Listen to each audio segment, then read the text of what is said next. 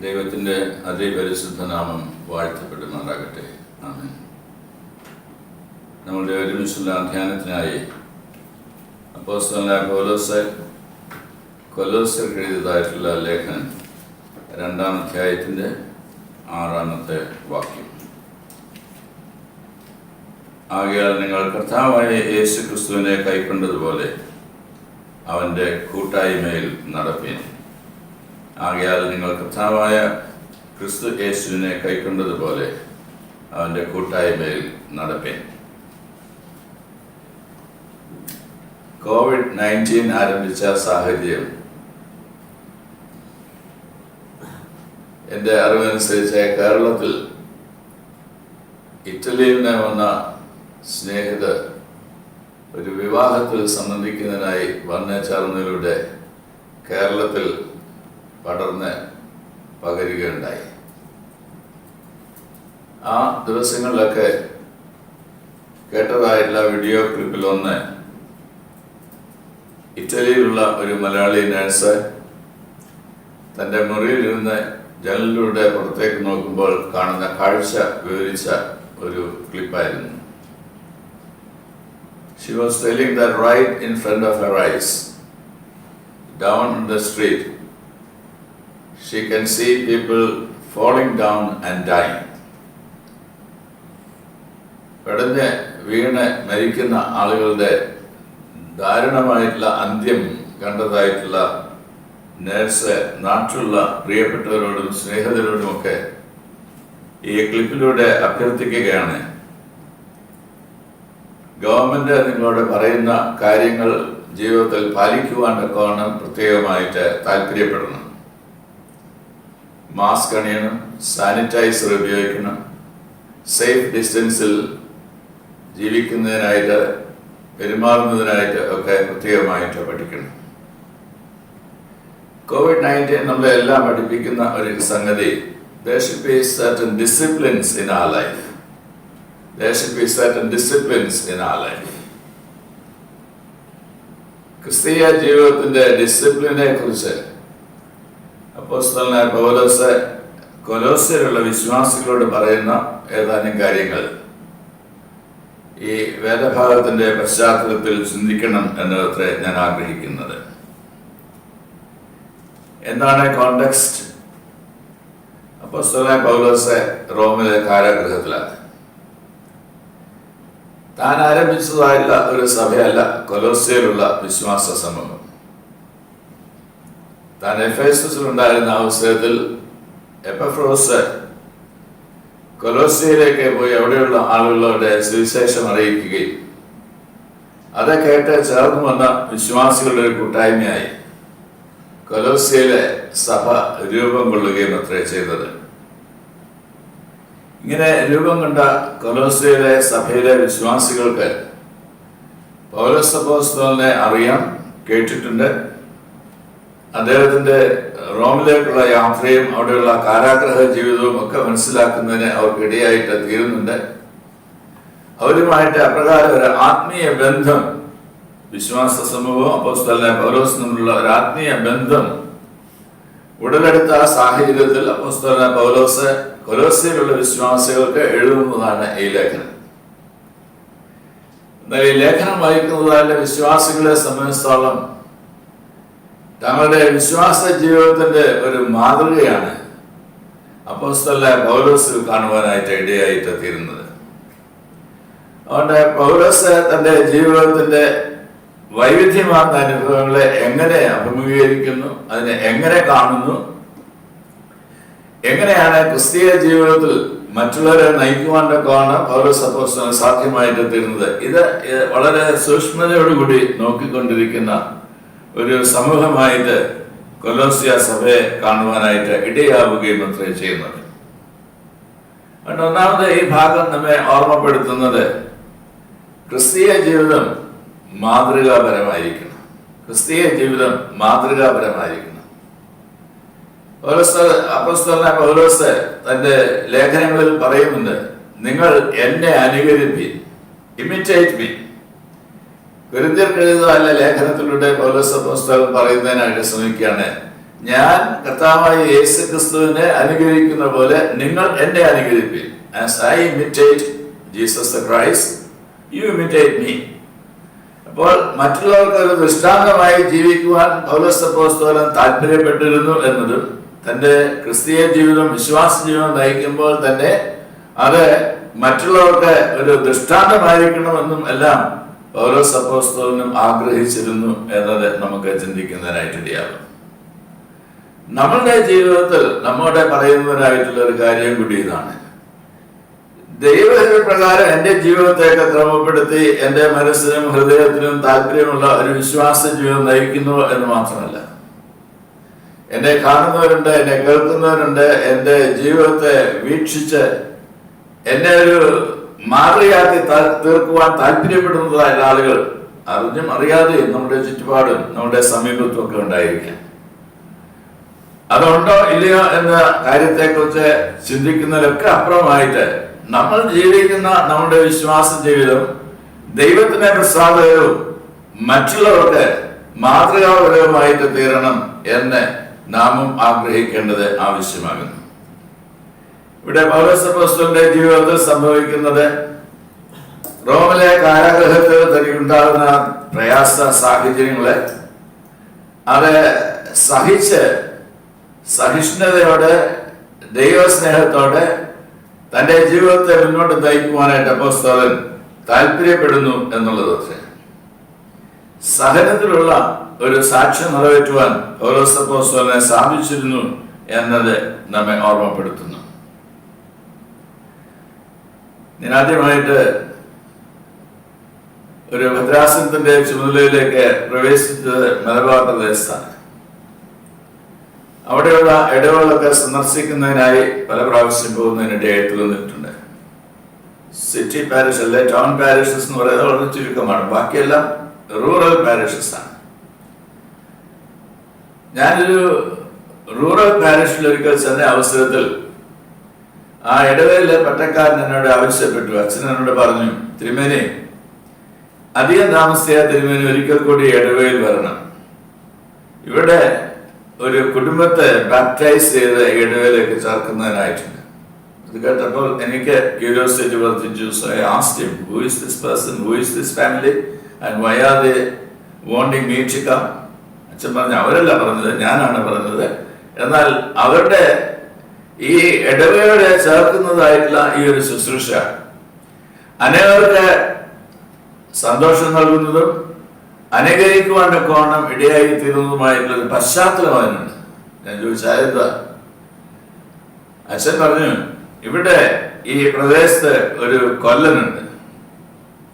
അവൻ ക്രിസ്തീയ വിശ്വാസമുള്ള ആളല്ല. അവനും അവന്റെ കുടുംബമൊക്കെ അവിടെ പാർക്കുന്നു.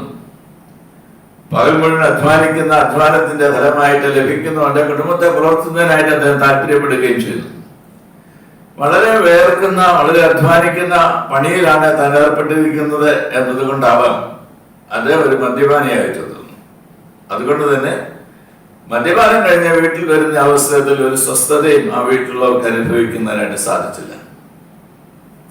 അതിനടുത്ത് ആ ഇടവേള ഞാൻ പോയ പുലിക്കയും മാർത്തമ്മ ഇടവേളയുടെ ഒരു കുടുംബം അവിടെയുണ്ട്. അവർ വൈകുന്നേരം എല്ലാവരും കൂടെ ഇരുന്ന് ദൈവത്തെ പാടി സ്തുതിച്ച് പ്രാർത്ഥിക്കുന്നതായിട്ടുള്ള അനുഭവം ഈ കുടുംബത്തിലുള്ള സ്ത്രീക്ക് അറിയുന്നതിനായിട്ട് കേൾക്കുന്നതിനായിട്ട് ഇടയായിട്ട് തോന്നുന്നു.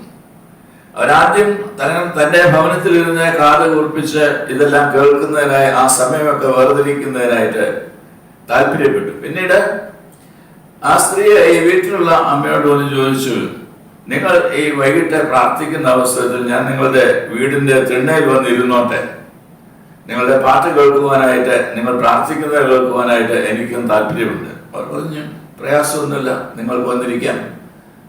ഞങ്ങൾ പാടുന്നതായിട്ടുള്ള പാട്ട് കേൾക്കുന്നതിന് നിങ്ങൾക്ക് താല്പര്യമുണ്ട് എങ്കിൽ നിങ്ങൾ അത് അറിഞ്ഞുകൊണ്ട് പാട്ടുകൾ പാടുകയും ചെയ്യാം. ഇതെല്ലാം പറയുകയുണ്ട്. അങ്ങനെ അവർ വന്ന് തിണ്ണയിൽ വന്നിരുന്നു. തിണ്ണയിൽ വന്നിരുന്ന ഈ പാട്ടുകൾ കേൾക്കുന്നതിനും പ്രാർത്ഥനയുടെ ഭാഗമായിട്ട് തീരുന്നതിനൊക്കെ ഇടയായിട്ട് തീർന്നു. ഈ സ്ത്രീയുടെ ജീവിതത്തിന്റെ വ്യത്യാസം, രൂപാന്തരം മനസ്സിലാക്കിയിട്ടാവാം ആ കൊല്ലൻ തന്റെ ജീവിതത്തെ തന്നെ ഒന്ന് പരിശോധിക്കുന്നതിന് മുഖാന്തരമായിട്ട് തോന്നുന്നു. എന്താണ് നിന്റെ ജീവിതത്തിന്റെ വ്യത്യാസം ചോദിച്ചപ്പോൾ അവർ കാര്യം പറഞ്ഞു. ഞാനിങ്ങനെ എല്ലാ ദിവസവും വൈകിട്ട് അവിടെ പോയിരുന്ന് പാട്ടുകൾ കേൾക്കുകയും പ്രാർത്ഥനയിൽ പങ്കെടുക്കുകയൊക്കെ ചെയ്യുന്നുണ്ട്. അദ്ദേഹം തീരുമാനിച്ചു, എന്നാൽ ഞാനിവിടെ പോകാം. അങ്ങനെ ഒരു കുടുംബമായി ആ ഭവനത്തിന്റെ തിണ്ണയിലിരുന്ന് പാട്ടുകൾ കേൾക്കുന്നതിനും പ്രാർത്ഥിക്കുന്നതിനും ഇടയായിട്ട് തീർന്നു. ആ മനുഷ്യന്റെ ജീവിതത്തിലേക്ക് രൂപാന്തരം ഉളവാകുന്നതിന് അത് മുഖാന്തരമായി. അങ്ങനെ അവർ ഒരുമിച്ച് കുടുംബമായിട്ട് ദൈവ സാന്നിധ്യം അനുഭവിച്ചപ്പോൾ അവർ ഈ ഭവനത്തിലുള്ള ആളുകളോട് പറഞ്ഞു, ഞങ്ങൾക്കും നിങ്ങൾ പോകുന്നതായിട്ട് പള്ളിയിൽ വന്നാൽ കൊള്ളാമെന്നുണ്ട്, നിങ്ങളുടെ പള്ളിയിലെ അംഗത്വം എടുത്താൽ കൊള്ളാമെന്ന് താല്പര്യമുണ്ട്, നിങ്ങളുടെ കൂട്ടായ്മയിൽ ഒരുമിച്ച് ചേർന്ന് ജീവിക്കുന്നതിനായിട്ട് താല്പര്യമുണ്ട്. അവരത് അച്ഛനോട് പറഞ്ഞു.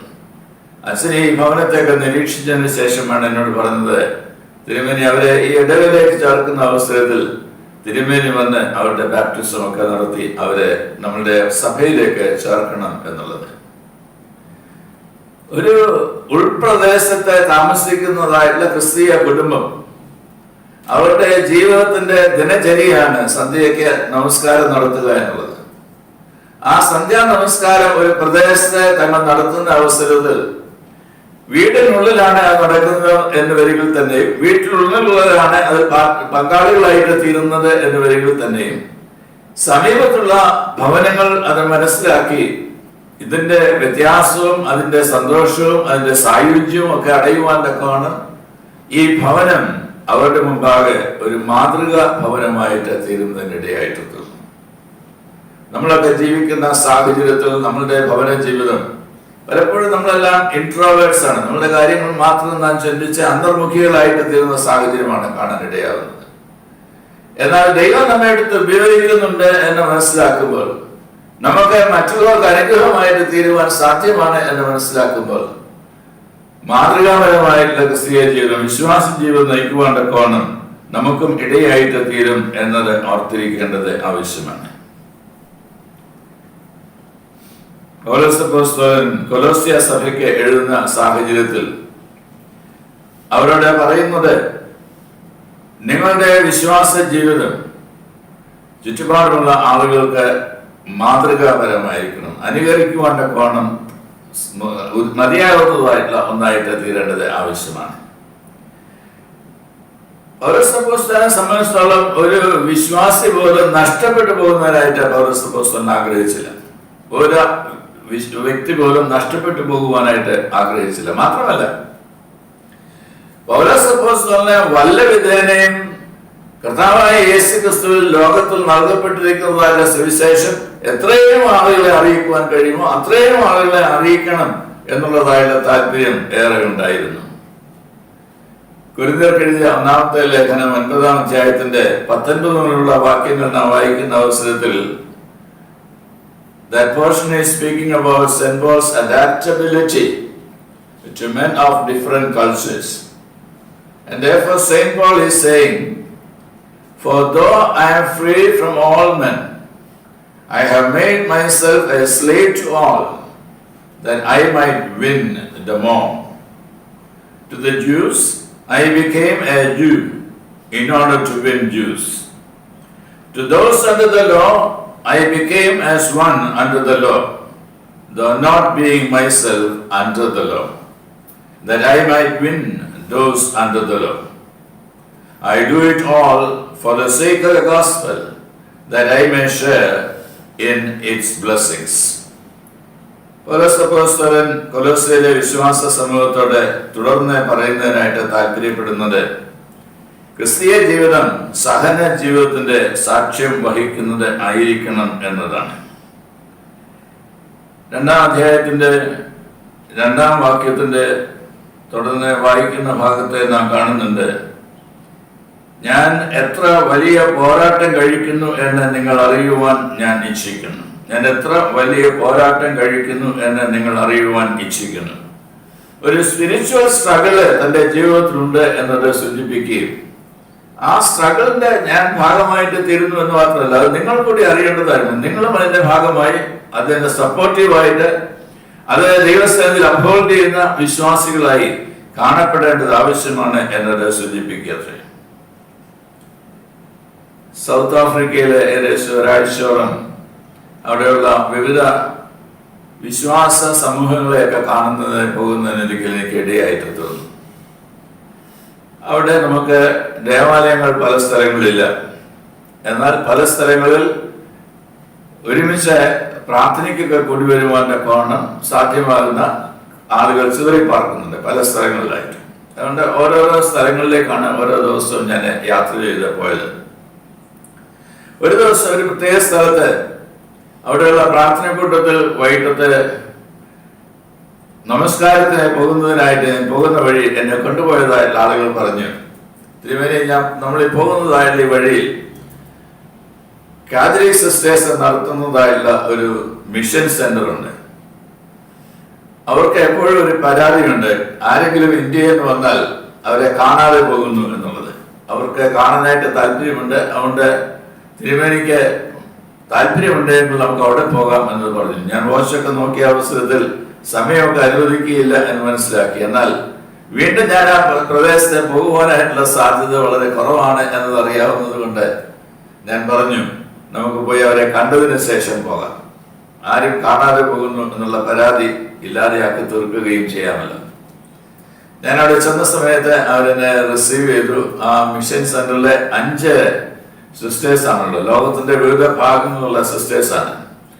ഇന്ത്യയിലെ 2 സിസ്റ്റേഴ്സ് 5 ആളുകളുടെ ഭാഗമാണ്. ഞാൻ അവിടെ ചെന്ന സമയത്ത് 3 പേരാണ് എന്നെ റിസീവ് ചെയ്ത് അവരുടെ മുറിയിൽ കൊണ്ടുപോയി ഇരുന്ന് ഞാൻ അവരോട് സംസാരിച്ച അവസരത്തിൽ ഞാൻ അവരോട് ചോദിച്ചു, ബാക്കിയുള്ളവർ എവിടെയാണ്? അവർ പറഞ്ഞു, ഒരാളെ ചാപ്പലിൽ പോയിരുന്ന് പ്രാർത്ഥിക്കുകയാണ്, മറ്റൊരാള് ഞങ്ങളുടെ ഈ സർവീസ് സെന്ററിലെ ശുശ്രൂഷകളിലൊക്കെ ഏർപ്പെട്ടിരിക്കുകയാണ്, അവിടെയാണ് പോയിരിക്കുന്നത് എന്ന് പറഞ്ഞു. ആദ്യത്തെ കുറച്ചു നേരത്തെ സംസാരത്തിന് ശേഷം ഈ സർവീസ് സെന്ററിലുള്ള കാര്യങ്ങളൊക്കെ കാണുന്നതിനായിട്ട് ഞാൻ പോയി.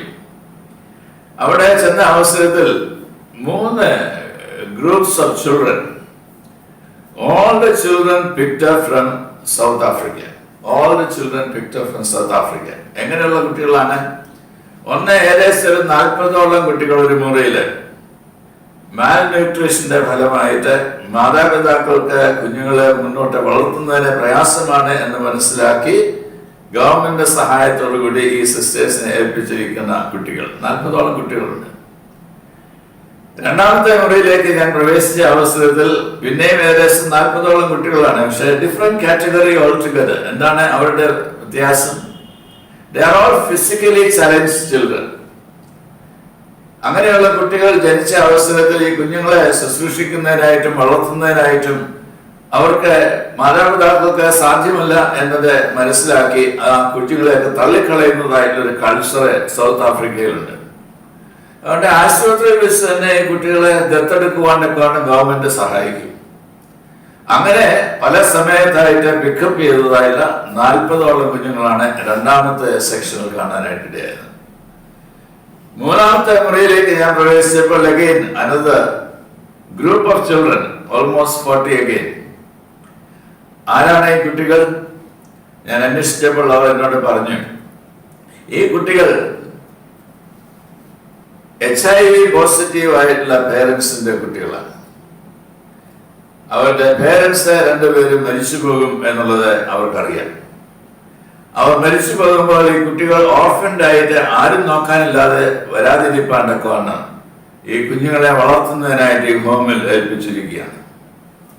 ഇപ്പോൾ 40 altogether about 120 children, and 5 of the nuns are taking care of all the 120 children, and their center of concentration is the chapel where they take turns to go and pray, and then they take turns to look after these children.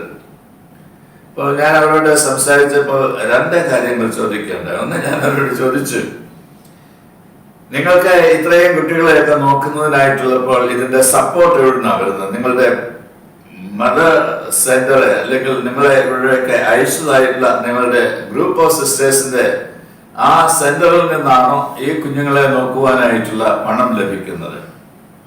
അവർ പറഞ്ഞു, അല്ല, ഞങ്ങളെ സഹായിക്കുന്ന 1 വർഷത്തേക്ക് മാത്രമാണ്. ഈ പ്രവർത്തനങ്ങൾ ഇവിടെ ആരംഭിക്കുന്നത് ഞങ്ങൾ റിപ്പോർട്ട് ചെയ്യും. ഈ പ്രവർത്തനങ്ങളെ കുറിച്ച് അവരറിയുന്ന അവസരത്തിൽ 1 വർഷത്തേക്കുള്ള സപ്പോർട്ട് തരാം എന്നത് അവർ പ്രോമിസ് ചെയ്യും. എന്നാൽ ഒരു വർഷം കൊണ്ട് ഈ സൗത്ത് ആഫ്രിക്കയിലെ കുഞ്ഞുങ്ങളെ നോക്കുന്നതിന് ആവശ്യമായുള്ള പണമൊക്കെ അതത് സമയത്ത് ശേഖരിച്ചെടുക്കുവാനൊക്കെയാണ് ആ പ്രദേശത്തുള്ള ആളുകളുമായിട്ട് ഈ നേഴ്സസ് ഇടപെട്ട് പഴകി അവരോട് പറഞ്ഞ കാര്യങ്ങളൊക്കെ മനസ്സിലാക്കി അവർ വോളണ്ടറി ആയിട്ട് തരുന്നതായുള്ള പണം ശേഖരിച്ചാണ് ഈ കുഞ്ഞുങ്ങളുടെ കാര്യങ്ങൾ നിർവഹിക്കുന്നതിനായിട്ടുള്ളത് എന്നത്. എത്ര അതിശയോക്തി കലർന്നതായിട്ടുള്ള ഒരു ശുശ്രൂഷ സ്ഥാനമാണ്. ഒരു വർഷം മാത്രമേ സാമ്പത്തികമായിട്ടുള്ള പിൻബലമുണ്ട് എന്നത് അവർക്ക് അറിയാനായിട്ട് പാടുള്ളൂ. പിന്നെ എല്ലാം ദൈവത്തോടെ ചോദിക്കുകയും മനുഷ്യരോടെ ചോദിക്കുകയും ദൈവത്തിൽ ആശ്രയിച്ചുകൊണ്ട് അനേകം ആളുകളുടെ സഹകരണത്തോടു കൂടി ഇത് ഏറ്റെടുത്ത് നിർവഹിപ്പാൻ കൊണ്ടിടയായിട്ട് തീരുകയും വേണം. ഇതിനകത്തുള്ള ഈ ഒരു സ്ട്രഗിള്, ഇതിനകത്തുള്ള ഒരു പെയിൻ, ഇതിനകത്തുള്ള ഒരു സർവീസ് മെന്റാലിറ്റി, ഇതെല്ലാം ജീവിതത്തിലേക്ക് നെഞ്ചിലേക്ക് ഏറ്റുവാങ്ങി സന്തോഷത്തോടെ ശുശ്രൂഷ ചെയ്യുവാനൊക്കെ ചാപ്പലിലുള്ള അവരുടെ പ്രാർത്ഥനാ ജീവിതം അവർക്ക് സഹായമായിട്ട് തീരുകയും ചെയ്യും.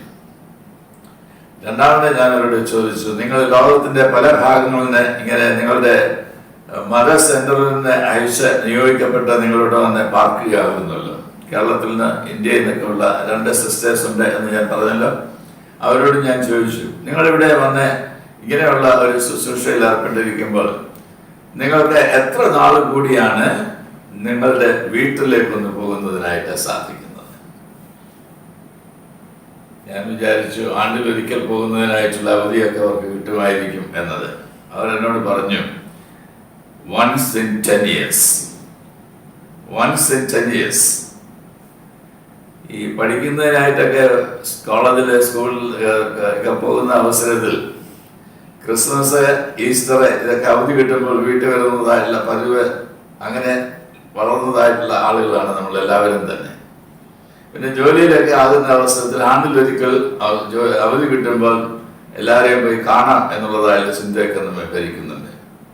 എന്നാൽ you can go only once in 10 years എന്ന് മനസ്സിലാക്കുമ്പോൾ അത് ഏറ്റെടുക്കുവാനായിട്ട് എത്ര പേർക്ക് ഇന്ന് തന്നെ സാധ്യമായിട്ട് തീരും?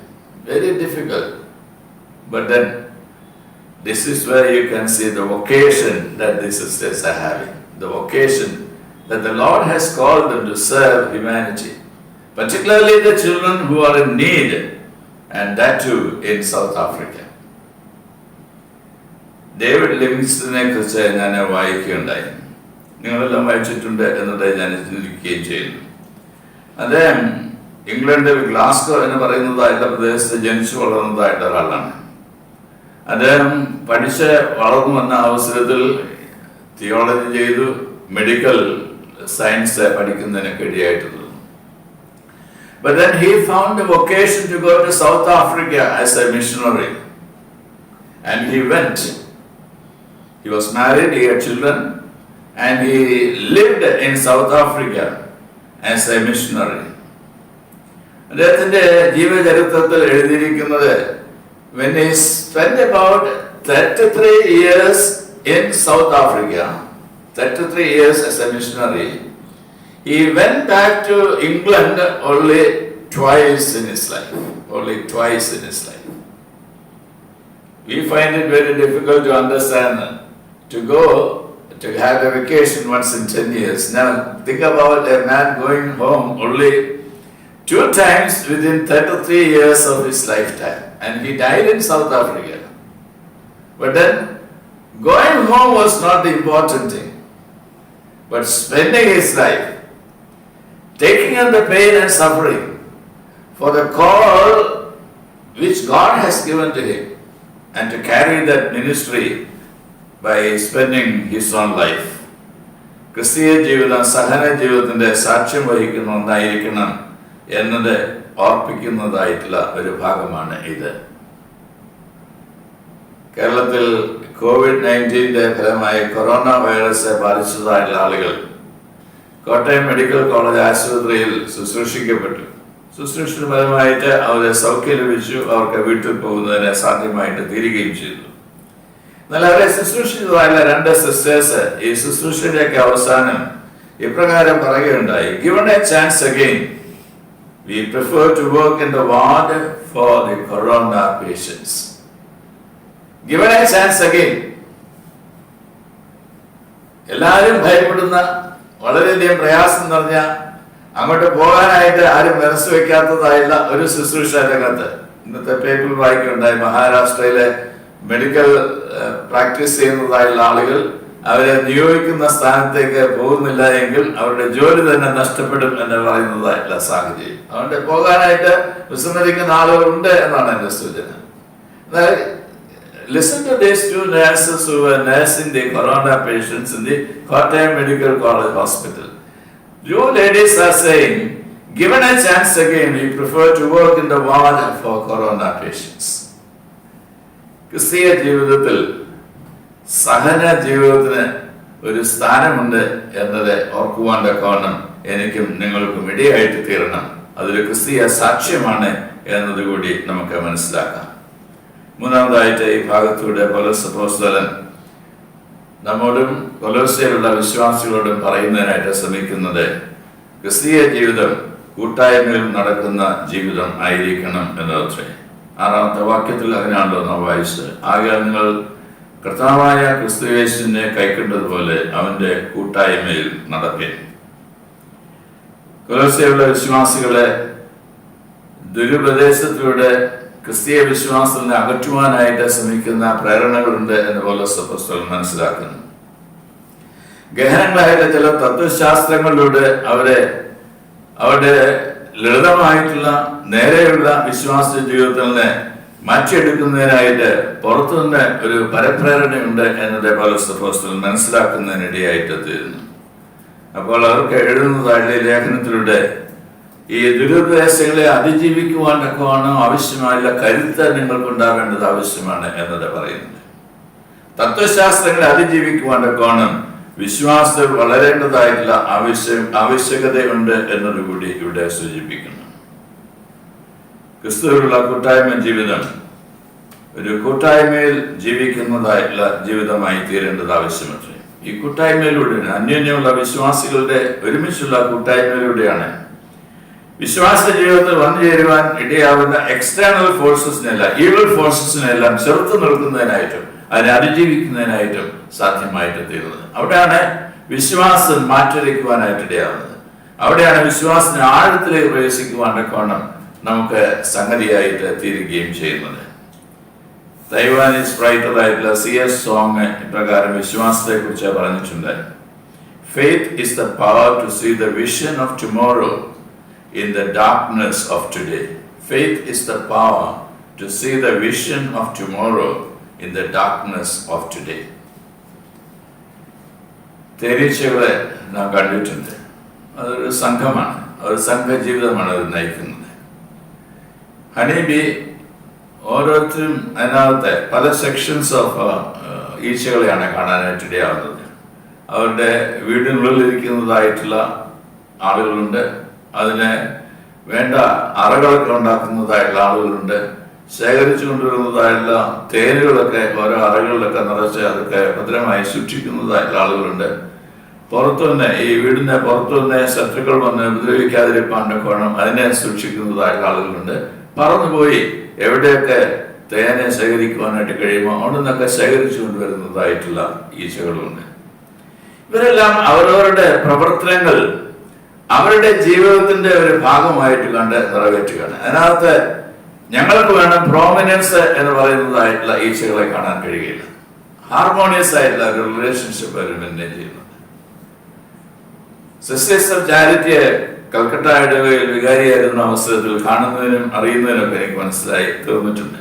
നമ്മളും എല്ലാം ചരിത്രത്തിലൂടെ മനസ്സിലാക്കുകയാണ്. മദർ തെരേസ മരിച്ചതായിട്ടുള്ള സാഹചര്യത്തിൽ അടുത്തതാരെ എന്നുള്ളതിനെ കുറിച്ച് ലോകം എങ്ങും പടർന്നു കിടക്കുന്ന മിഷണറീസ് ഓഫ് ചാരിറ്റിയുടെ ഇടയിൽ വാഗ്വാദങ്ങളൊന്നും തന്നെ ഉണ്ടായില്ല.